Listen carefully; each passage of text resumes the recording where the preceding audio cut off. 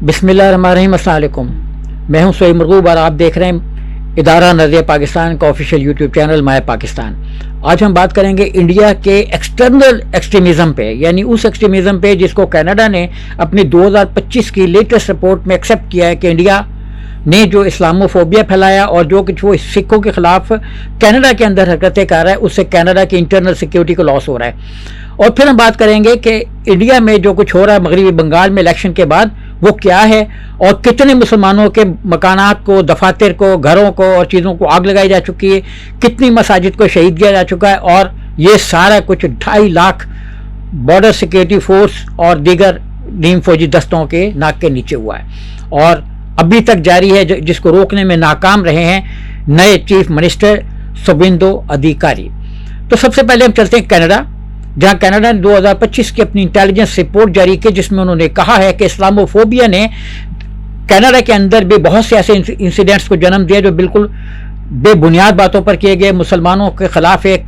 जहर उगला गया और उस जहर का नतीजा ये निकला कि मुसलमानों पे अटैक्स हुए, उनको हरासा किया गया, उनके खिलाफ इकदाम किए गए, उनको मुख्तलिफ दफातर में काम करने से रोका गया। तो इस्लामोफोबिया के बारे में ख़ास अलग से चैप्टर में उन्होंने कनाडा ने अपनी रिपोर्ट में लिखा है कि rooted in racism, prejudice, fear and stereotype and sometimes outrightly hostility toward Muslims, यानी मुसलमानों के बारे में जो डीप रूटेड एक बना दिया गया एक जाली किस्म का, वो बिल्कुल स्टीरियोटाइप है कि एक मशीनी अंदाज में एक सिस्टमेटिक तरीके से हो रहा है वहाँ पे, और आउटराइट हॉस्टिलिटी है, यानी एक ऐसी हॉस्टिलिटी है जो मतलब खुलेआम हो रही है मुसलसल, और जिसका निशाना मुसलमान है। Can be perpetrated as individual, institutional and societal levels, यानी ये इदारा जाती सतह पर भी हो सकती है, किसी इदारे के अंदर भी हो सकती है, इनफरादी शख्स के साथ भी हो सकती है, कोई इदारा भी कर सकता है, इदारे के अंदर भी हो सकती है, और पूरी सोसाइटी के अंदर भी हो सकती है, जहां इस्लामोफोबिया एक रेसिज्म के तौर पर रास्ते हो चुका हुआ है। अच्छा, इसके साथ वो ये कहते हैं, not all hateful behaviour online post such as those relating to Islamophobia constitute threat to the security of Canada as defined in the CSIS act, यानी CSIS के एक्ट में अब इस चीज़ को डिफाइन कर दिया गया है कि जो कुछ हेट इस्लामोफोबिया के खिलाफ हो रहा है, इस्लामोफोबिया के नतीजे में हो रहा है, वो कनाडा के इंटरनल सिक्योरिटी के लिए खतरनाक है। इंडिया भी इसी जद में आता है जो इस्लामोफोबिया कनाडा के अंदर फैला रहा है, और मुसलमानों के खिलाफ वो जो कुछ वहाँ पे करना चाह रहा है, वो कनाडा उसको अपनी इंटरनल सिक्योरिटी के पस मंजर में देखता है। अच्छा, फिर CIS जो रिपोर्ट है, उनके इंटेलिजेंस नेटवर्क ने जो रिपोर्ट जारी की, उसमें उन्होंने ये भी कहा है कि however they do undermine the safety and security of Canadian Muslims and have level to occasion where individuals motivated by such hate have mobilised to violence in some instance resulting in death, यानी कुछ ऐसे incidents भी होते हैं जिनका नतीजा मुसलमानों की मौत की सूरत में निकलता है, और इसके पीछे कौन है वो जाहिर है आप जानती हैं कौन है। अच्छा, 2017 से कनाडा की रिपोर्ट ये कह रही है कि 2017 से there have been 2 mass attacks against Muslims in Canada, यानी 2 ऐसे बड़े मेजर अटैक्स मुसलमानों पे हो चुके हैं, जिनमें क्यूबिक में जो उनका कल्चरल सेंटर था उस पर हमला हुआ, उसमें 6 के करीब जो मुसलमान थे वो शहीद हो गए और 19 के करीब जो है वो जख्मी हुए। ये मतलब एक मेजर अटैक था। दूसरा अटैक जो वो 6 जून 2021 को हुआ, जिसमें ओंटारियो में कार ड्राइवर जो है वो ट्रक ड्राइवर जो वो एक मस्जिद के अंदर घुस गया, मस्जिद के बाहर जो इज्तिमा हो रहा था उसमें घुस गया और उसमें उसने 4 मुसलमानों के को कत्ल कर दिया। तो इस तरह के दो जो बड़े मेजर इंसिडेंट्स हैं उनको उन्होंने क्वांटिफाई किया अपनी इस रिपोर्ट में, और साथ ही उन्होंने ये भी कहा है कि कनाडा जो है वो मुसलमानों की सलामती, बका, बहबूद उनके लिए काम करता रहेगा। और फिर उन्होंने ये भी कहा कि ये जो एक्सट्रीमिज्म है इसको किसी सूरत में बर्दाश्त नहीं किया जाएगा, चाहे इसके पीछे कोई भी हो। और इसको वो समझते हैं कि ये कनाडा की सोसाइटी में जो क्योस पैदा किया जा रहा है, इंतशार पैदा किया जा रहा है, कनाडा के जो फैब्रिक्स को नुकसान पहुंचाया जा रहा है, उसको आनी हाथों से निपटेंगे। तो इसके साथ ही कनाडा ने अपनी रिपोर्ट में एक और तरह के टेररिज्म को भी डिफाइन किया, और जिसमें उन्होंने ये कहा है कि जो वहाँ पे पहले कत्ल हुए सिख लीडर नज्जर, उसके बाद से जो कुछ भी हो रहा है कनाडा के अंदर, उसके पीछे इंडियन सिक्योरिटी है, और ना सिर्फ सिक्योरिटी एजेंसी है बल्कि उनके बाकायदा जो इस वक्त मुलाजमीन है वो भी इसमें मुलविस हैं। और plus उन्होंने ये भी कहा है कि ये कोई तकरीबन न्यू नाजीज़म किस्म का एक सिलसिला है जो वहाँ पे जारी है, और इसके नतीजे में वहाँ की यूथ जो है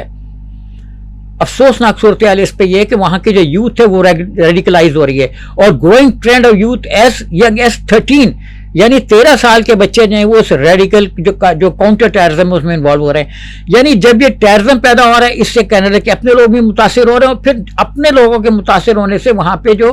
कैनेडियंस हैं और इवन दूसरे लोग भी हैं, चाहे वो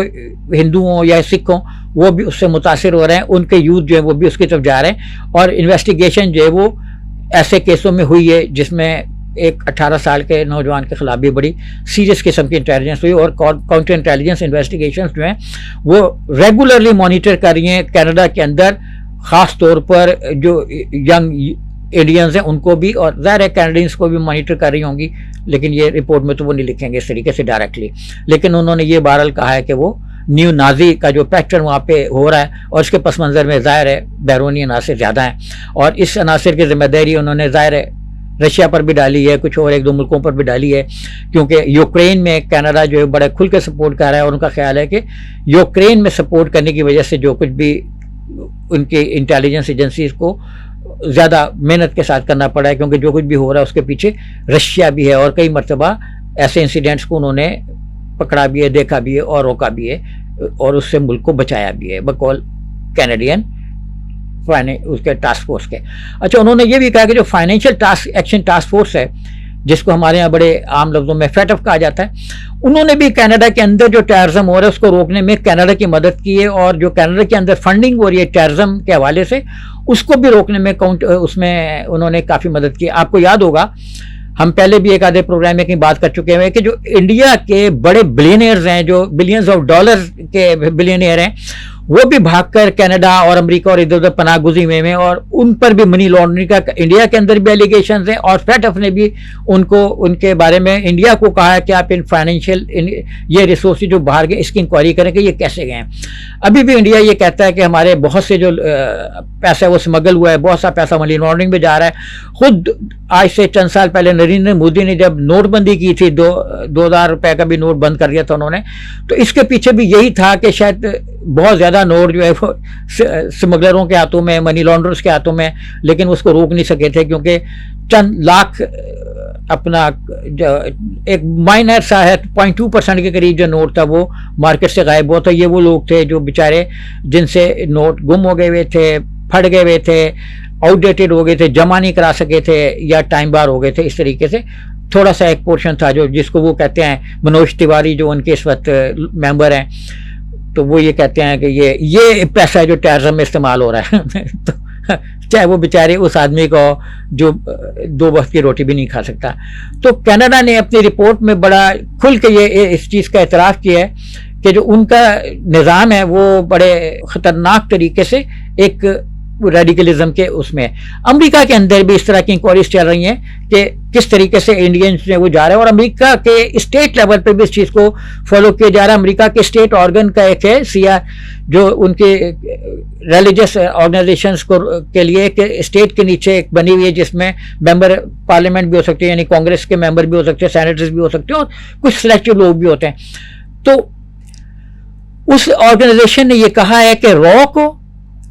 यानी रिसर्च एंड एनालिसिस विंग जो इंडिया का है उसको, आरएसएस को, बजरंग दल को। बजरंग दल का मतलब है हाथी जो उनका एक देवता है, हाथी देवता की फौज, यानी हाथियों की जो फौज है बजरंग दल, उसको टेररिस्ट ऑर्गेनाइजेशन डिक्लेयर किया जाए, उन पर पाबंदी लगा दी जाए। अमेरिका इस चीज़ को अभी ज़ाहिर स्टेट लेवल पे वो नहीं कर रहा, लेकिन अमेरिका इस चीज़ को का असर ज़रूर ले रहा है, क्योंकि अमेरिका ने अभी तक इंडिया के साथ वो ताल्लुकात कायम नहीं किए जो वो एक कहता है ना कि हमारी जो शेयर्ड वैल्यूज़ हैं उनके बेस पर वो मुख्तलिफ मुल्कों के साथ करता है। क्योंकि इंडिया के साथ उसके जो डेमोक्रेटिक वैल्यूज़ थी वो शेयर्ड वैल्यूज़ के खाते में नहीं आती, क्योंकि इंडिया फ्रेंचाइज कर रहा है लोगों को। अभी मैं आपको ये भी बता दूं कि इंडिया के अंदर जो बंगाल में इलेक्शन हुए, जिसमें कोई तकरीबन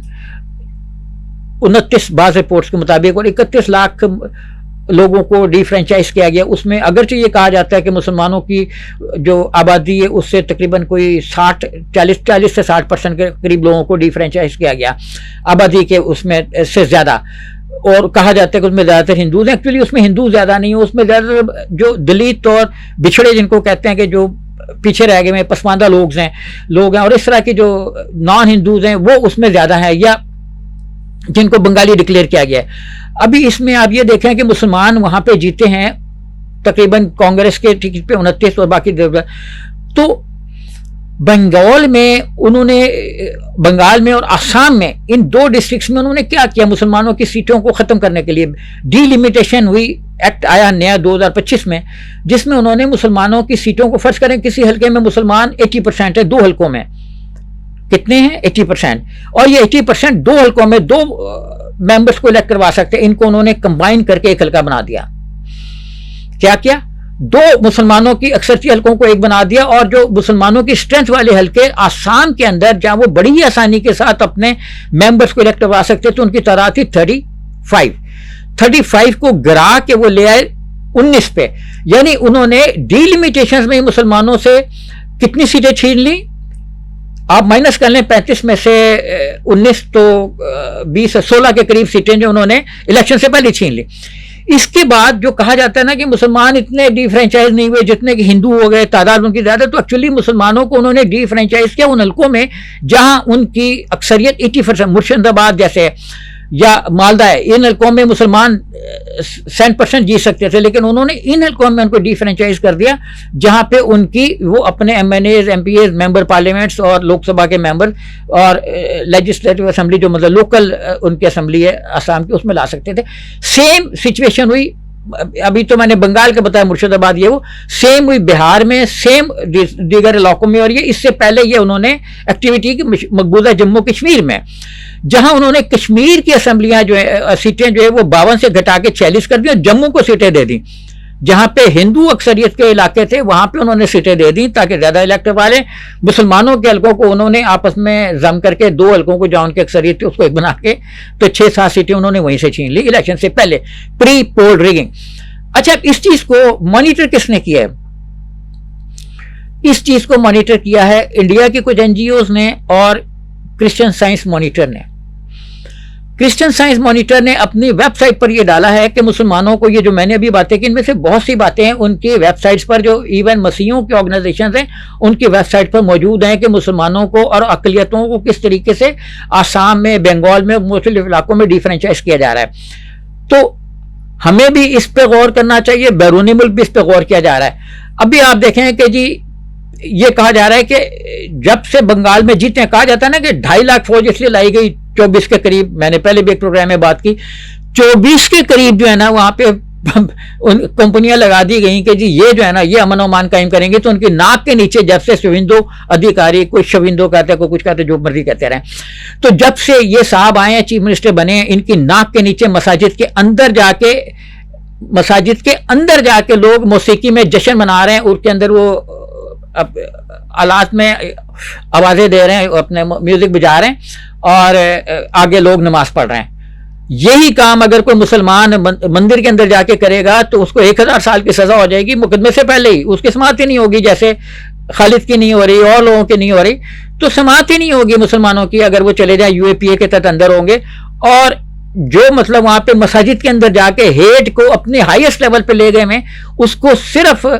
दुनिया के अगर किसी हिस्से में मॉनिटर किया जा रहा है तो अमेरिका, कनाडा और ये जो यूरोपियन आइज है यहाँ पे किया जा रहा है। हम भी इसको अपने तौर पे कर रहे हैं, लेकिन इंडिया के अंदर इसको ADR या और इस तरह की जो ऑर्गेनाइजेशंस हैं जो सिविल राइट्स की दिगर तंजीमें वो इसको मॉनिटर कर रही हैं कि वहाँ पे हो क्या रहा है। तो बाहर के मसाजिद के अंदर मसाजिद को बुलडोज करने की कोशिश की जा रही है, क्योंकि बुलडोजर वहाँ पे बड़ी तेजी के साथ चल रहा है। बड़े इंसिडेंट, जब मैं आपसे ये बात कर रहा हूं इससे कोई तकरीबन 12 घंटे पहले तक की जो रिपोर्ट्स वहां पे कंपाइल की गई हैं, बड़े इंसिडेंट 24 के करीब हुए जिनमें मसाजिद को नुकसान पहुंचाना, उनको एक मसाजिद के अंदर ऐसे इंसिडेंट, मसाजिद की डिमोलेशन,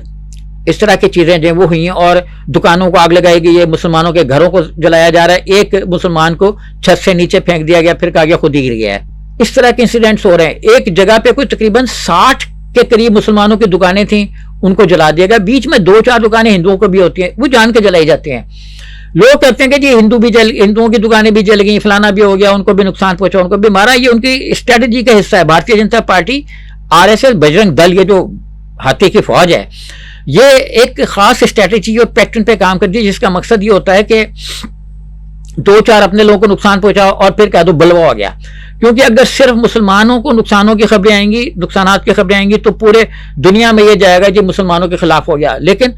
भारतीय जनता पार्टी का जो पीछे दिमाग है, टेररिस्ट एक ऑर्गेनाइजेशन का दिमाग जो इसी तरीके से काम करता है कि वो 2-4 अपने भी मार देता है, फिर कहता है ये तो बलवा था, उन्होंने मारा, हालांकि वो खुद अपने को मारते हैं। यही स्ट्रेटेजी जो कि दूसरे मुल्कों में भी उन्होंने अडॉप्ट की है।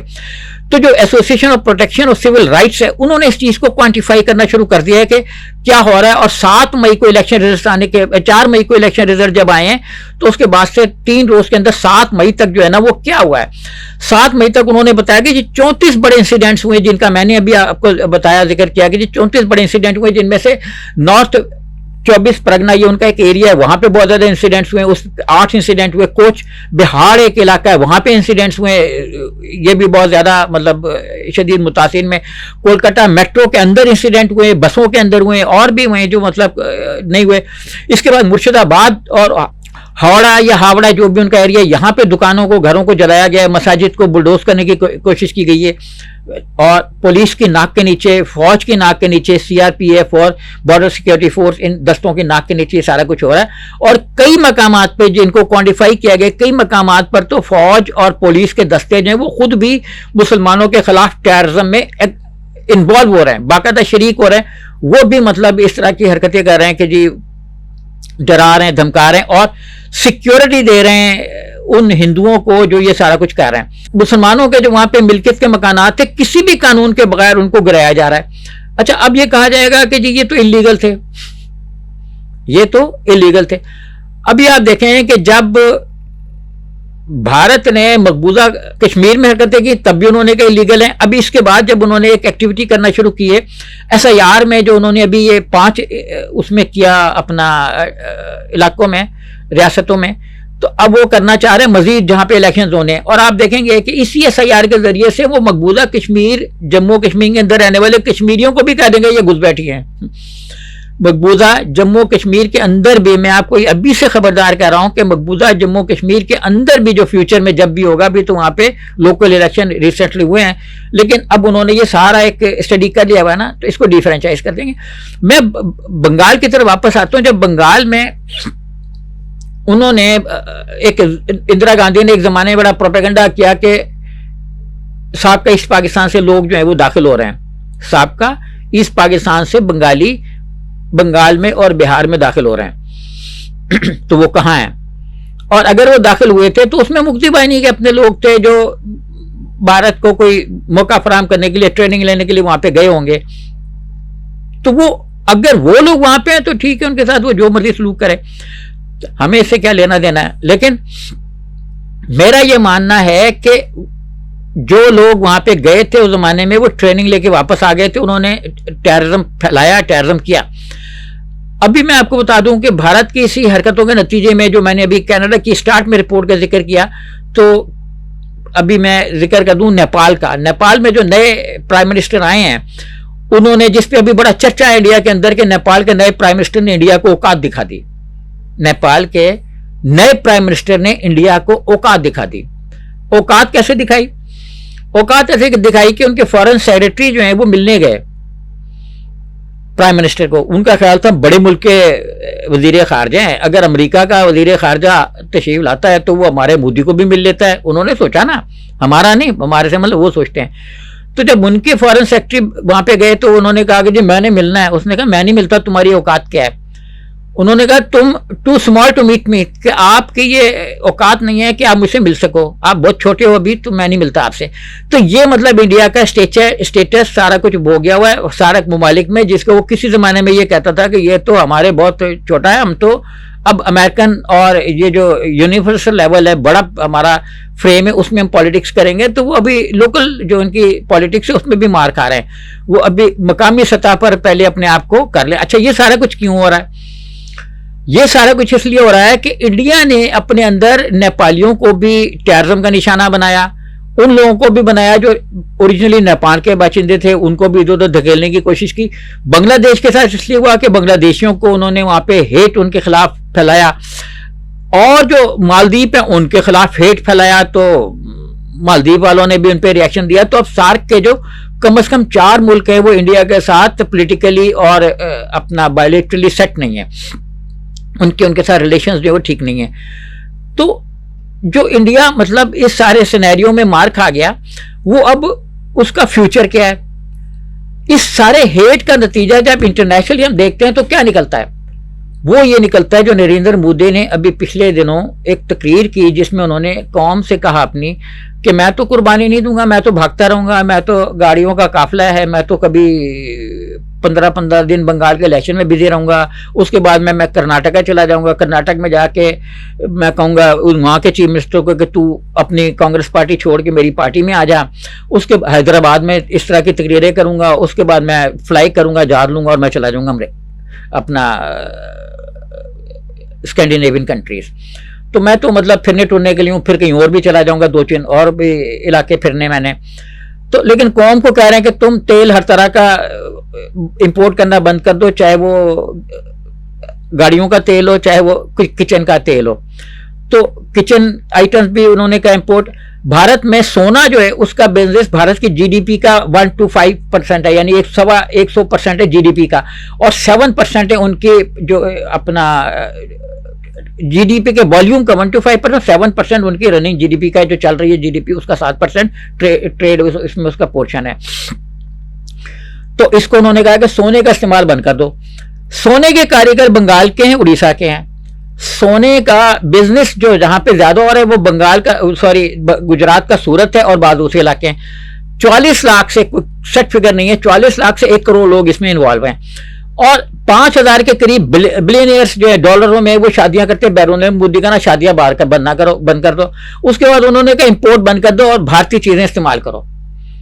गाड़ी खाली ना लेके जाओ, अगर एक बंदे ने जाना तो 4 मार्केट से पकड़ ले, तो उबर बना दे गाड़ी को, तो उसमें लेके चला जाए। मोटरसाइकिल को कहा कि मोटरसाइकिल भी खाली ना लेके जाओ, पीछे भी कुछ बिठा लो, डबल इस्तेमाल करो, वरना सरकारी ट्रांसपोर्ट इस्तेमाल करो।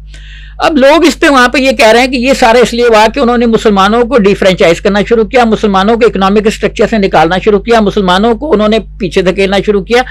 जो किसी जमाने में मुसलमान वहां के बिलियनियर्स हुआ करते थे, और वो कई मुसलमान ऐसे थे जो इस वक्त के अडानी अंबानी से ज्यादा रिच हुआ करते थे, तो वो बेचारे अब कोई बैरून मुल्क चला गया, कोई मिस्र के वस्ता में काम कर रहा है, कोई कहीं काम कर रहा है। जो इंडियंस अपने हिंदू वहां के, वो तो बिजनेस भी चोर चौंकों के स्टाइल में करते। 3-4 बड़े जो बिलियनियर्स हैं डॉलर के, वो तो बाहर भागे में पैसा चुरा के। तो बाकी अडानी अंबानी, उन पे अडानी पे तो बहुत ज्यादा एलिगेशन है, अंबानी पे भी एलिगेशन नहीं है। तो ये सारा जो एक सिनेरियो है, मुसलमानों को सोशल और इकोनॉमिक स्ट्रक्चर से आउट करने का नतीजा निकला कि इंडियन इकोनॉमी क्रैश कर गई। इंडियन इकोनॉमी के क्रैश करने से मोदी पब्लिक को कह रहा है कि भाई तू कुर्बानियां दे दे, मैं तो नहीं दूंगा। वो तो दिन में 4 जोड़े बदलते हैं, एक आदमी जो दिन में आधा जोड़ा भी नहीं बदलता, उसको वो कहते हैं कि तू भाई इंपोर्टेड कपड़े का इस्तेमाल खत्म कर दे, वो तो इंपोर्टेड कपड़ा पहनते ही नहीं है। उसको कह रहे हैं एलपीजी गैस उसको दे नहीं रहे, पेट्रोल उसको दे नहीं रहे, डॉलर जो है वो लुढ़कता जा रहा है। किसी जमाने में कहते थे कि भारतीय अपना कांग्रेस की साख और रुपया दोनों एक साथ गिर रहे हैं, दोनों के गिरने की जो रफ्तार है वो जैसी है। अब भी देखें इंडियन इकोनॉमी अंदर से खोखली हो चुकी है। $5 ट्रिलियन बनाना चाह रहे थे, मुसलमानों की एक्सक्लूजन के बाद वो 5 ट्रिलियन तो क्या 3 ट्रिलियन डॉलर के आसपास फिर रही है। तो मत कीजिए ऐसा। दुनिया मॉनिटर कर रही है, दुनिया देख रही है, चाहे वो अमेरिका हो, बोले ना बोले, सरेआम ना बोले, अंदर से फील कर रहा है। और इंटरनेशनल लेवल पे आपकी साख जो है, आपसे मतलब नरेंद्र मोदी की साख जो है वो बहुत गिर चुकी हुई है, और पाकिस्तान की साख जो है वो इनसे इतनी ऊपर है जितनी, और इंडिया के अंदर भी ब्लूमबर्ग ने राइट अप लिखा है, आर्टिकल लिखा है कि पाकिस्तान की साख बुलंद होने से इंडिया के अंदर थरथली मची हुई है, हरासमेंट जारी है, इसका उनके पास कोई हल नहीं है। तो मैं तो आपको यही मशवरा दूंगा कि एक्सक्लूजन को छोड़कर इंक्लूजन की तरफ आ जाएं। जिस तरह इजराइल आज जलील हो रहा है, कल को आप यानी नरेंद्र मोदी साहब आप भी होंगे, बल्कि हो ही रहे हैं होंगे, तो मैंने एवं गलती कह दिया। तो इसी एक आखिरी मशवरे के साथ स्वयं को इजाज़त दीजिए। देखते रहिए दारा नज़रिया पाकिस्तान का official YouTube channel my Pakistan. खुदा हाफिज़।